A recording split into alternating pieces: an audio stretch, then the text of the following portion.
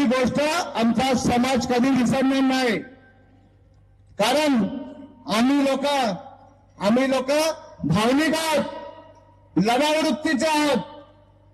Dumping ग्राउंडचा नामा प्रश्न होता. Dumping ground आल्यानंतर तिथल्या माधू भोईर यांची जागा होती, त्यांनी अख्ख्या हयातीमध्ये तिथे रस्ता करून दिला नाही.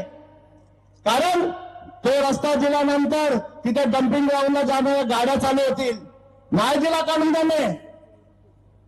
पण या नेत्याच्या स्वतःच्या स्वार्थासाठी याने रस्ता केला आणि तिथे डम्पिंग चालू झालेलं आहे. आणि भाषणामध्ये बोलतात का डम्पिंग चालू झालं नाही. मग डम्पिंग चालू झाल्याने मग सर्व समाज एका रस्त्यावर उतरला, तो कशासाठी आहे? हे कशासाठी उतरतो? का समाज मूर्ख आहे का? आज लोक समाजाने तिथे आंदोलन केली, साखळी उपोषण केलं. अहो नाही मारा, आम्ही हायकोर्टात गेलोय, रीट दाखल केलेले. म्हणजे आम्ही मूर्ख आणि एकटा बाबाजी पाटील शाना?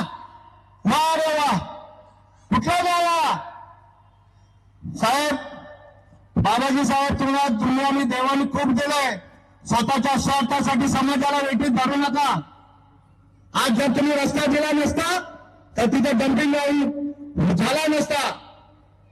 या विभागामध्ये शिवसेनेने किरगाली गावामध्ये 315 एकरवर आरक्षण टाकलंय. 315 एकर.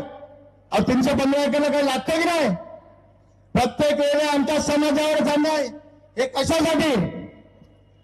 या गोष्टी आम्ही सहन करून घेणार नाही. म्हणूनच मित्रांनो, आपला हक्काचा माणूस निवडून देणं अपेक्षित आहे. कारण आपण जर हक्काचा माणूस दिला नाही तर मग आपल्या विरुद्ध बोलणारा कोण आहे?